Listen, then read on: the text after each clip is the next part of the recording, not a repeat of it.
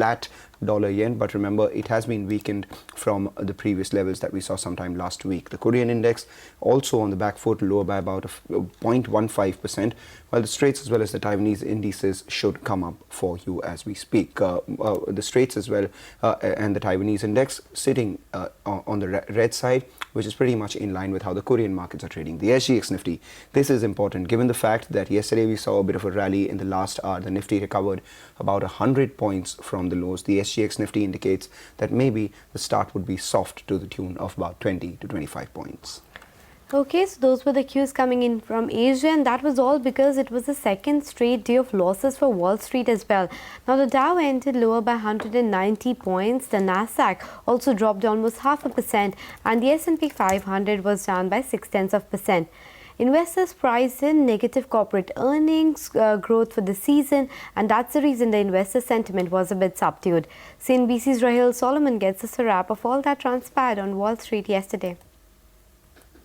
U.S. stocks finishing the day in negative territory. The Dow falling 190, the S&P off by 17, and the Nasdaq down 44.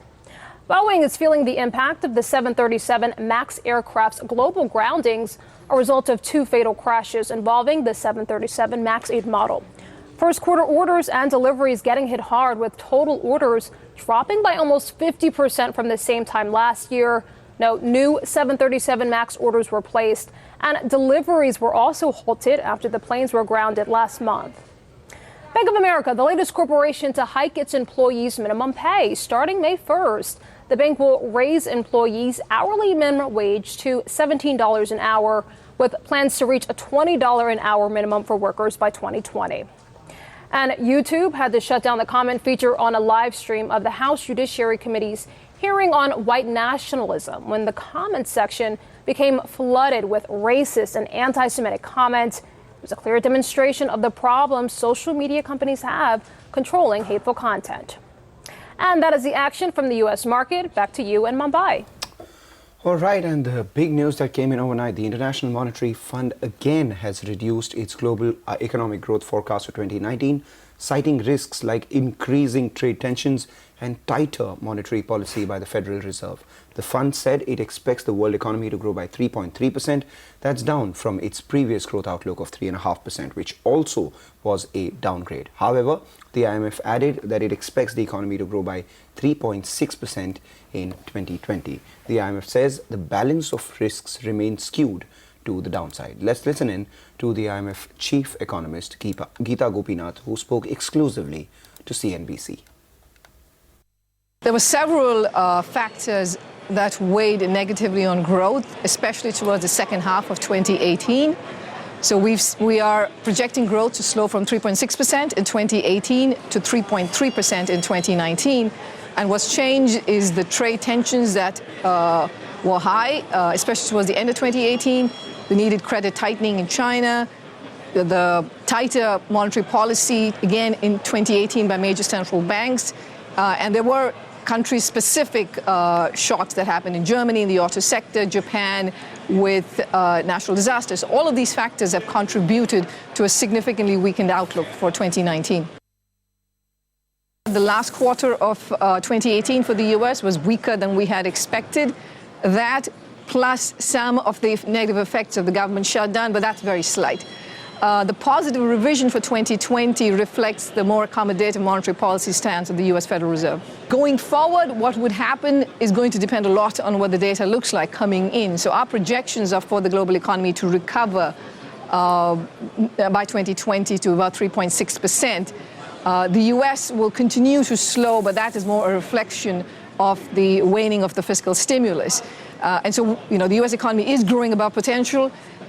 Again, depending upon the data, we're going to have to see what will happen to interest rates. Okay, so global growth forecast cut, and the IMF has also pared India growth forecast for FY20. More from this Geeta Gopinath exclusive coming up later on the show as well.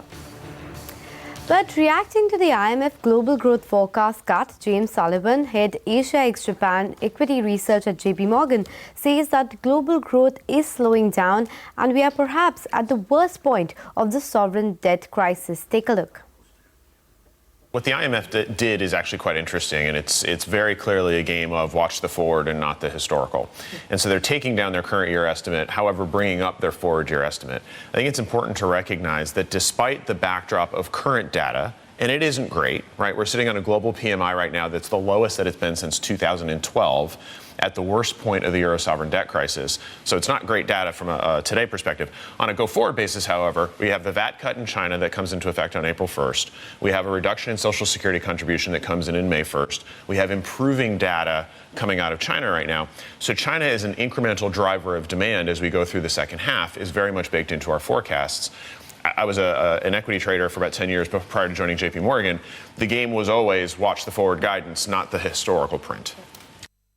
The consensus at the moment is 0 rate hikes for 2019, potentially 1 towards the second half of 2020, which we think is warranted.